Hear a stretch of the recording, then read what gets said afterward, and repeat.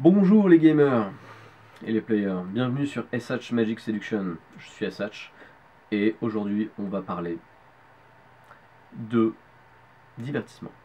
Ou plutôt la place du divertisseur dans la séduction. Puisque je vous l'ai dit dans la vidéo sur les alphas, le divertisseur est un alpha. Mais pas n'importe quel divertisseur. On vous dit souvent de vous méfier du Dancing Monkey, on vous dit souvent de vous méfier du Nice Guy, du mec qui va try hard, du mec qui va tout faire pour impressionner. Ne soyez pas ce mec-là, par pitié. Par pitié. Vous allez vous tuer dans l'œuf, littéralement. Vous perdrez toute chance de séduire qui que ce soit. Et vous deviendrez juste le mec qui danse lorsqu'on lui dit danse. Et vous n'êtes pas ce mec-là. Alors comment être un divertisseur de soirée sans pour autant être un dancing monkey? Singe dansant pour ceux qui ne sont pas bilingues. Tout simplement en plaçant votre performance à sa juste valeur et en montrant bien aux autres que vous avez de la valeur et que ce n'est pas parce que vous dansez que vous leur donnez de la valeur ou vous perdez de la valeur. Plus clairement, vous ne faites pas les choses parce qu'on vous le demande. Vous faites les choses parce que ça vous plaît de les faire. Et s'il s'avère que les gens autour de vous aiment ce que vous faites, tant mieux pour eux.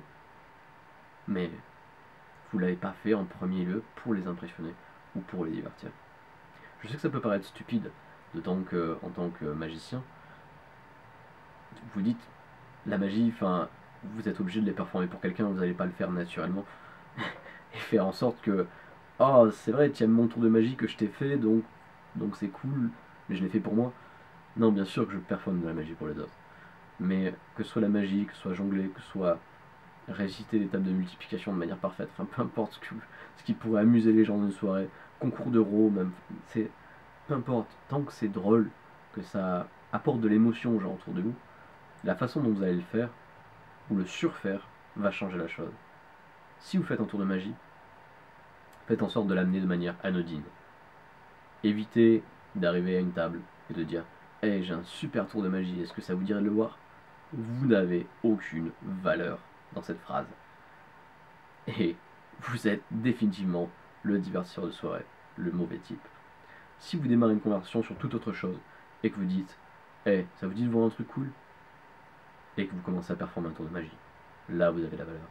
Si on vous en demande un autre derrière, monnayez-le. Je ne dis pas faites-vous payer, je dis monnayez-le. Donnez-lui de la valeur. C'est-à-dire que si on vous demande autre chose, dites non. Commencez clairement par dire non. Et ensuite, revenez sur votre nom et dites peut-être que tu pourrais me montrer un truc avant. Et si c'est suffisamment cool, je te ferai un autre truc vachement bien. Je te montrerai un autre truc cool, ou je te parlerai d'autre chose. Peu importe. Et peut-être que vous ne le ferez même pas derrière. Mais forcez-les à faire quelque chose pour vous.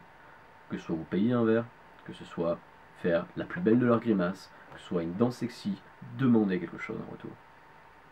Parce que vous partagez un instant cool de votre propre personnalité.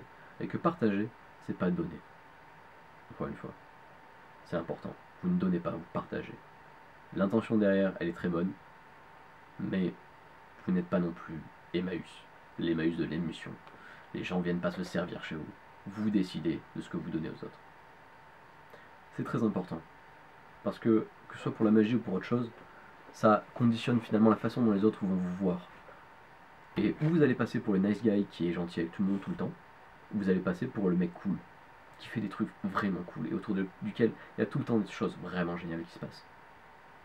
Et autour duquel on veut traîner. Le nice guy, personne ne veut traîner avec lui.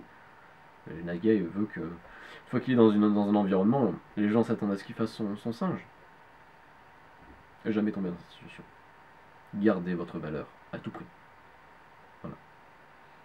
Je pense avoir fait rapidement le tour de ce qu'est un bon et un mauvais performeur. Si je n'ai pas été clair sur un point, n'hésitez pas à me faire revenir dessus.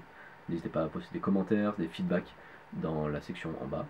N'hésitez pas à me donner un like si vous appréciez ce que je fais. Et inscrivez-vous si vous avez envie de suivre mes vidéos. Bonne journée et surtout, bon game.